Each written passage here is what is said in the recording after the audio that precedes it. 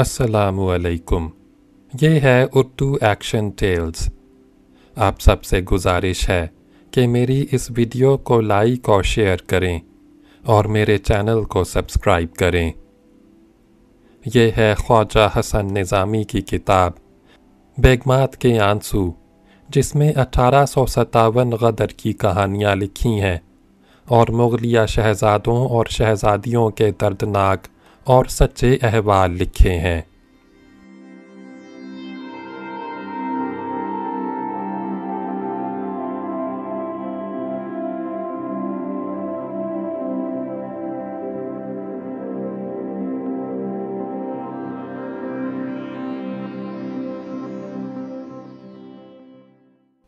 जब मैं शहज़ादा था। बम्बई के भिंडी बाज़ार में मुग़ल होटल के बराबर एक बूढ़ा आदमी बेहोश पड़ा था। आने जाने वालों ने पहले ख्याल किया कि कोई थका हुआ मुसाफिर है जो अब तक सोता है। भिंडी बाज़ार की उन पटरियों पर जिन पर पैदलों का रास्ता है, सुबह के वक्त सैकड़ों परदेसी मुसाफिर जिनको मकान मुयस्सर नहीं पड़े सोया करते हैं। लेकिन जब 10 बज चुके और बूढ़ा बेदार ना हुआ तो पहरे वाले सिपाही ने करीब आकर देखा। बूढ़ा बहुत कमज़ोर और नातवां था। चुग्गी दाढ़ी, भवों तक के बाल सफ़ेद, चेहरे पर झुर्रियाँ, आँखें अंदर को धंसी हुईं, बदन पर एक मैला कुर्ता जिसमें कई पैबंद, टांगों में गाढ़े का पजामा। सिपाही ने पहले तो जगाना चाहा और जब वो ना जागा तो करीब आकर गौर से उसकी सूरत देखी और बोला, ये तो शायद मर गया। 2-3 राहगीरों ने झुककर बूढ़े को करवट दी। उसका चेहरा देखा तो मालूम हुआ सांस आ रहा है, मगर किसी वजह से बेहोश है। सिपाही ने एक विक्टोरिया गाड़ी वाले को आवाज़ दी और बूढ़े को उठाकर उसमें लादा और जे अस्पताल ले गया। पारसी डॉक्टर ने बूढ़े को देखकर कहा, इसको किसी ने कुछ खिला दिया है, जहर असर कर चुका है, अब इसका इलाज मुश्किल है। फिर भी उसने कोशिश शुरू कर दी। थोड़ी देर के बाद बूढ़े को होश आया और उसने कहा, बेटी तू कहाँ चली गई? बूढ़े की आवाज़ इस कदर नातवां थी कि कंपाउंडर के सिवा किसी ने ना सुनी। इसलिए उसने कहा, अरे तू अब अस्पताल है, तेरी बेटी यहाँ नहीं है। बूढ़े ने फिर मरी हुई धीमी आवाज़ में कहा, मैंने 7 वक्त से कुछ नहीं खाया, मुझे कुछ खाने को दो। मेरी बेटी ने कई दिन से खबर नहीं ली, वो मुझको रोटी खिलाया करती थी, खबर नहीं वो कहाँ चली गई। कंपाउंडर ने डॉक्टर से ये हाल कहा। डॉक्टर ने शोरबा तजवीज़ किया जो थोड़ा थोड़ा करके उसको पिलाया गया। जब बूढ़े में ज़रा जान आई तो पुलिस वालों ने उसके इजहार लिए, क्योंकि थाने का महर रास की बेहोशी में एक फेरा करके चला गया था। जब उसको खबर हुई कि बूढ़े को होश आ गया तो वो फिर आया और उसके हालात दरियाफ्त किए। बूढ़े ने कहा, मैं 4 महीने से बम्बई में रहता हूँ, मेरा कोई मकान नहीं है, सड़कों पर गुजारा कर लेता हूँ। मेरी एक बेटी पकाने की नौकरी करती है, वो खेत बाड़ी में एक तवाइफ के यहाँ नौकर थी और सुबह शाम मुझको अपने हिस्से के खाने में से आधा खाना सड़क पर आकर दे जाती थी, मगर 4 दिन से वो नहीं आई। जिस मकान पर वो नौकर थी मैं वहाँ भी गया और रंडी से उसका हाल दरियाफ्त किया। उसने कहा वो तो 10 दिन हुए हमारी नौकरी छोड़कर कहीं चली गई। ये सुनकर मैंने उसको और कई जगह ढूंढा, मगर वो कहीं ना मिली। जब ये 6 वक्त का फाका हो चुका और मुझ में चलने की ताकत ना रही तो मैं भिंडी बाज़ार की सड़क पर रात को लेट रहा और बेहोश हो गया। थाने के मुहर्रर ने पूछा, तुम तो भीख मांगते थे, फिर क्यों भूखे रहे?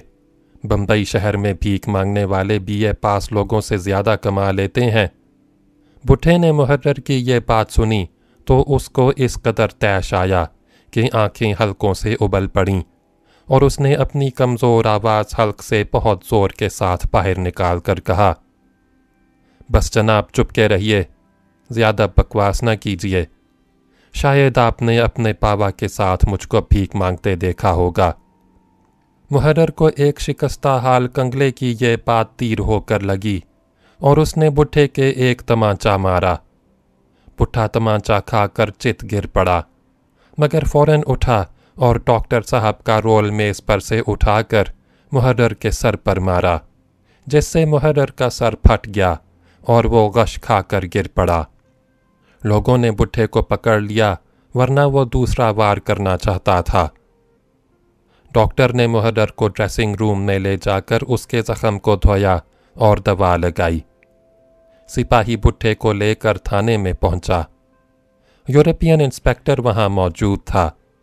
जब उसने बुढ़े के हालात सुने तो उसको भी बहुत गुस्सा आया, मगर उसने कहा, मुहर्रर के बयान तक इसको हवालात में रखो। शोरबा पी कर बुढ़ा बहुत तेज़ हो गया था और मुहर्रर को बराबर बुरा कह रहा था।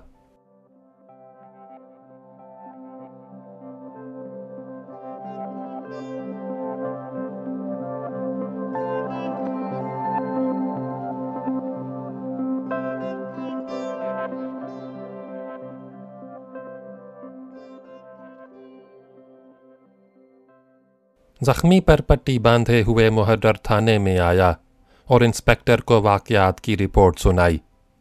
उसने बुढ़े को हवालात से निकालकर फिर उसके बयानात लिखने शुरू किए। बुढ़े ने कहा, मैं बयान उस वक्त दूंगा कि पहले आपके मुहर्रर साहब मुझसे माफ़ी मांगें। इन्होंने मुझ जैसे इज़्ज़तदार को भीख मंगा क्यों कहा? मुहर्रर ने कहा, क्यों बकता है? बड़ा इज़्ज़तदार आया कहीं से, खुद तो कहता है कि मेरी बेटी रंडी के यहाँ नौकर थी और अब इज़्ज़तदार बनता है। तू भीख मंगा नहीं है तो कोई ठग या डाकू ज़रूर है। बुढ़े पर फिर गुस्से की लहर तारी हुई और करीब था कि वो मुहर्रर पर दोबारा हमला करे, लेकिन सिपाहियों ने उसको पकड़ लिया और इंस्पेक्टर ने बुढ़े को धमकाया कि खबरदार अपनी जगह खड़े रहो, वरना अच्छा ना होगा। बुढ़े ने कहा, तो क्या आप एक शरीफ आदमी को गालियां दिलवाने को यहाँ लाए हैं? मैं शहंशाह दिल्ली का खून हूँ, तो हरगिज़ किसी की गाली ना सुनूंगा और अपनी जान इसकी जान एक कर दूंगा। शहंशाह दिल्ली के खून का लफ्ज़ सुनकर इंस्पेक्टर को हंसी आ गई और उसने मुहर्रर से कहा, ये तो पागल मालूम होता है, तुम इसको बकने दो। इसके बाद इंस्पेक्टर ने बुढ़े से सवालात करने शुरू किए। तुम्हारी बेटी की उम्र कितनी है? बुढ़े ने जवाब दिया, वो 20 साल की है, मगर वो मेरी सगी बेटी नहीं है। मैंने उसको पाला है। मैंने उसकी शादी कर दी थी, मगर उसका खावंद इन्फ्लुएंजा की वबा में मर गया। वो आदम जी पीर भाई के कारखाने में नौकर था। मेरी लड़की ने भोपाल में ये खबर सुनी तो वो उसको देखने बम्बई में आई। मैं भी उसके हमराह आया। यहाँ आकर वापसी का खर्च पास ना था, इसलिए 4 महीने से हम बम्बई में हैं। मेरी बेटी नौकरी करती है। इंस्पेक्टर ने कहा, भोपाल में क्या काम करते थे? बूढ़ा बोला, मैं एक अमीर के दरवाजे पर चौकीदार था। मेरी लड़की उसी अमीर की छोकरी थी। मैंने उसको बेटी बना लिया था। इंस्पेक्टर ने पूछा, शहंशाही दिल्ली का खून तुम्हारे अंदर के दिन से आया? क्योंकि अभी तुम कहते थे कि मैं शहंशाही दिल्ली का खून हूँ। 1 टके का चौकीदार ये क्यों कर दावा कर सकता है? बुढ़े ने मुस्कुरा कर कहा, जब से तुम यहाँ आए मैं चौकीदार बन गया, वरना तुम्हारे आने से पहले मैं शहजादा था। इंस्पेक्टर बुढ़े के मुस्कुराने से बिगड़ा और उसने कहा, मेरे आने से पहले अगर तुम शहजादे थे तो इतनी जल्दी चौकीदार क्यों कर बन गए? मेरे सामने पागलपने की बातें ना करो। मैं तुम्हारी हकीकत को जानता हूँ। तुम बड़े होशियार बदमाश हो। बुढ़े ने ये बात सुनी तो फिर उसके चेहरे का रंग बदला, मगर उसने बहुत ज़ब्त के साथ जवाब दिया, जी हाँ, आप मेरी हकीकत से वाकिफ़ हैं और मैं आपकी हकीकत से वाकिफ़ हूँ। मैंने इब्राहिम लोधी का घर लूटा था, इस वास्ते मैं भी बदमाश हूँ। आपने मेरा घर लूटा, लिहाजा आप भी बदमाश हैं। इंस्पेक्टर गुस्से से बेताब हो गया, मगर उसने अपने मिजाज को काबू में रख कर कहा, तुम्हारे घर में कितना सोना चांदी था जिसको मैंने लूट लिया? बुढ़े ने जवाब दिया, जितना सोना चांदी बाबर और हुमायूं ने इब्राहिम लोधी के घर से लूटा था, वो सब आपके कब्जे में है। इंस्पेक्टर ने कहा, तो क्या तुम बाबर की औलाद हो? बुढ़ा बोला, मैं बाबर की औलाद था, मगर अब चौकीदार हूँ, नहीं बल्कि आपका कैदी हूँ। इंस्पेक्टर ने इसके बाद कुछ ना कहा और हुक्म दिया, इसको हवालात में ले जाओ।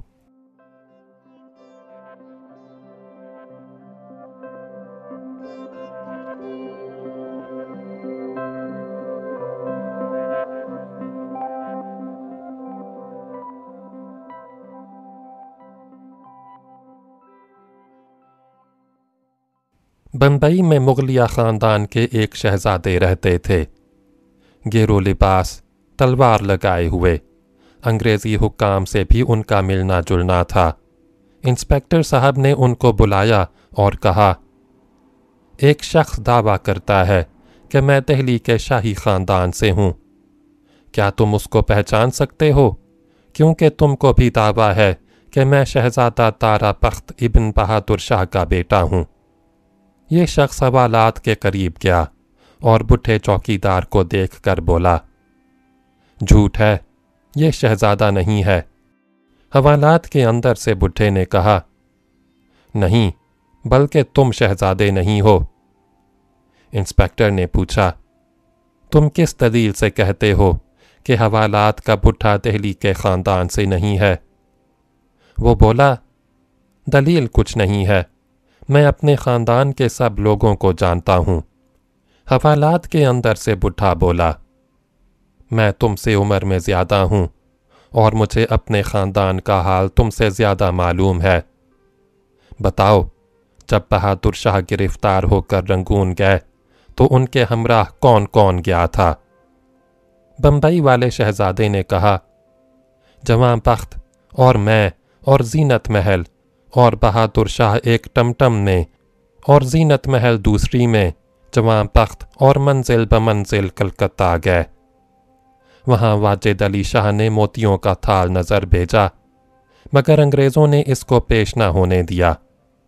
कलकत्ता से हम रंगून गए और बहादुर शाह की रहलत के बाद बम्बई चला आया। हवालाती बुढ़े ने हंसकर कहा, यही झूठ है कि बादशाह और जीनत महल टमटम में थे। दिल्ली के बच्चे बच्चे को मालूम है कि ये दोनों पालकी में थे। एक पालकी में जवां बख्त और जीनत महल थे, दूसरी में ताज महल थीं, तीसरी में खुद बादशाह थे। उनके सिवा कोई शख्स उनके हमराह न था। बम्बई वाला शहजादा कुछ घबरा सा गया, क्योंकि उसने फर्जी दास्तान अपने शहजादा होने की बम्बई में मशहूर कर रखी थी और लोग उसकी इज्जत करते थे। बुढ़े हवालाती ने और भी चंद सवालात किए, मगर किसी का ठीक जवाब बम्बई वाले शहजादे ने ना दिया। इंस्पेक्टर खड़ा हुआ बातें सुन रहा था। उसको यकीन हो गया कि हवालाती बुढ़ा सच्चा है, इसलिए उसने उसको हवालात से निकाल लिया और सामने कुर्सी पर बिठाकर हालात दरियाफ्त करने लगा कि कदर से अब तक उस पर क्या क्या गुजरी।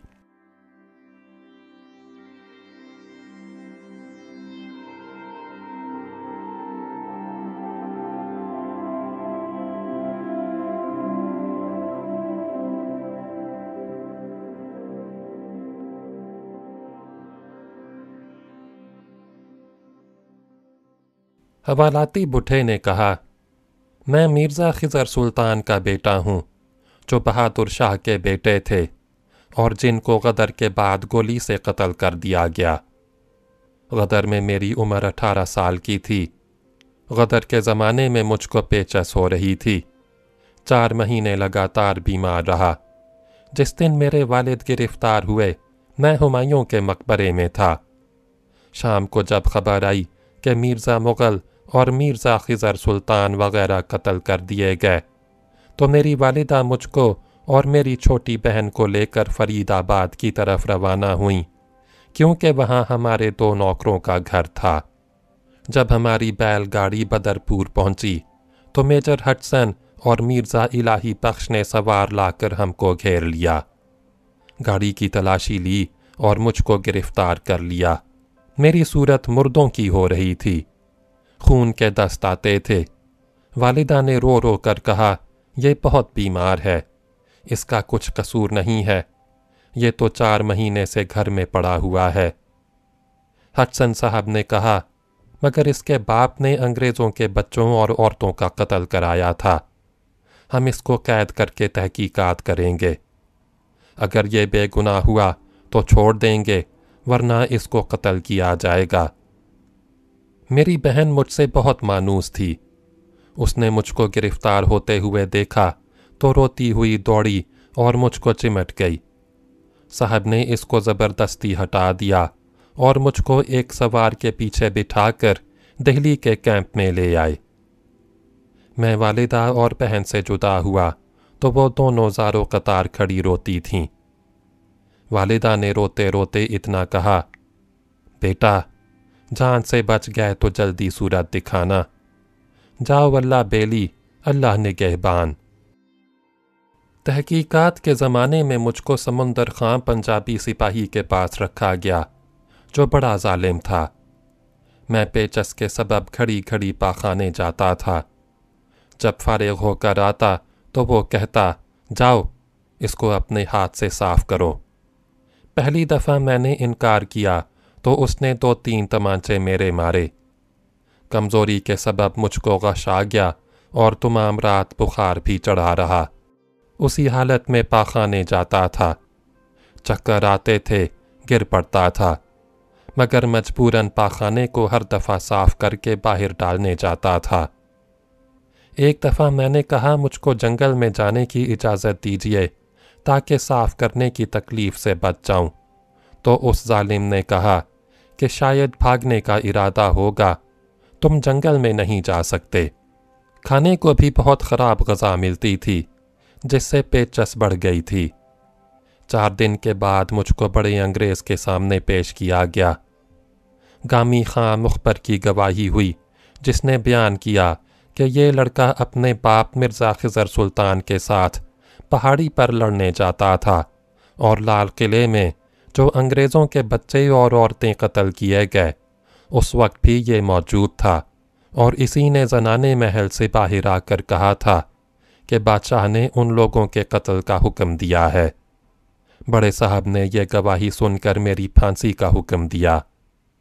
मैंने कहा, इस गवाह से ये तो पूछिए कि पहाड़ी पर बागी फ़ौज के साथ जाते हुए या लाल किले में ज़नाने महल से बाहर आते हुए इसने खुद मुझको देखा था या सुनी सुनाई कहता है। गामी खां ने कहा, मैंने अपनी आँख से देखा था। मैंने पूछा, जिस रोज़ डगलस साहब किलेदार मारे गए तुम कहाँ थे?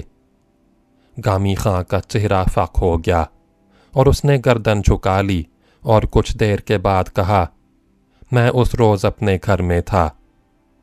मैंने कहा, तुम झूठ बोलते हो, तुम खुद वहाँ बागियों के साथ मौजूद थे और तुम ही ने बागियों को डगलस साहब के कत्ल पर उभारा था। मैं उस वक्त वहाँ मौजूद था क्योंकि वालिदा ने पेचस के इलाज के लिए डगलस साहब के मेहमान डॉक्टर साहब के पास मुझको भेजा था। तुमने साहब और मेम साहब और मेहमानों के कत्ल के बाद चांदी का एक गुलदान उठा लिया था और साहिब की घड़ी भी तुमने ले ली। गामी खां ने कहा, झूठे हो, मैं वहाँ नहीं था। मगर उसके चेहरे पर ऐसी घबराहट थी कि बड़े साहब को शुबा हुआ और उन्होंने हुक्म दिया कि गामी खां के घर की तलाशी ली जाए। चुनांचे उसी वक्त दौड़ भेजी गई और कुछ देर बाद घड़ी और गुलदान लिए सिपाही आए और इसके अलावा 1000 रुपए का और भी कीमती सामान उसके घर से निकला। साहब ने ये देख कर गामी को फांसी का हुक्म दिया और मुझको रिहा कर दिया। قید سے چھوٹ کر میں فرید آباد آیا، مگر یہاں آ کر معلوم ہوا کہ والدہ اور بہن یہاں نہیں آئیں۔ ہر چند تلاش کیا لیکن کچھ پتہ نہ چلا۔ چند روز فرید آباد میں ٹھہرا رہا۔ جب تندرستی ٹھیک ہو گئی تو منزل بمنزل پیدل چل کر بھوپال آیا، کیونکہ یہاں میرے والد کے دوستوں میں ایک امیر رہتے تھے۔ بھوپال پہنچ کر معلوم ہوا کہ ان امیر کا انتقال ہو گیا۔ ان کے وارثوں نے بہت بے توجہی برتی۔ آخر میں ایک دوسرے امیر کے ہاں چوکیداروں میں نوکر ہو گیا اور تمام زندگی اسی جگہ گزار دی۔ انسپکٹر پولیس نے یہ بیان سن کر محرر سے کہا، بے شک یہ عزت دار آدمی ہے، تم اس سے معافی مانگو۔ اس کے بعد حکم دیا کہ اس کی بیٹی کو تلاش کیا جائے اور جب تک اس کا حال معلوم نہ ہو اس کو کھانے کا خرچ میں دوں گا۔ 4 دن کے بعد معلوم ہوا کہ کسی بدماش نے اس کی لڑکی کو پکڑ کر کہیں چھپا دیا تھا اور وہ اس سے بازاری پیشہ کرانا چاہتا تھا۔ مخبروں نے سراغ نکال لیا۔ بدماش کو سزا ہوئی اور شہزادہ لڑکی کو لے کر انسپکٹر کے خرچ سے بھوپال چلا آیا۔ چلتے وقت شہزادے نے انسپکٹر کا بہت شکریہ ادا کیا اور کہا، برا نہ مانیے گا، میں نے سچ کہا تھا کہ جب بابر و ہمایوں نے ہندوستان کو فتح کیا تو وہ ڈاکو تھے، اور اب آپ ہے۔ آج آپ شہزادے ہیں اور جب میں شہزادہ تھا۔